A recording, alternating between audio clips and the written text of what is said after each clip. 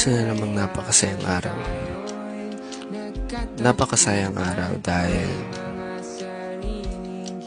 napuno ng kasiyahan ang oras na nilaan. Oras na punong-puno kasiyahan, kantahan, ng kung anong trip magawa.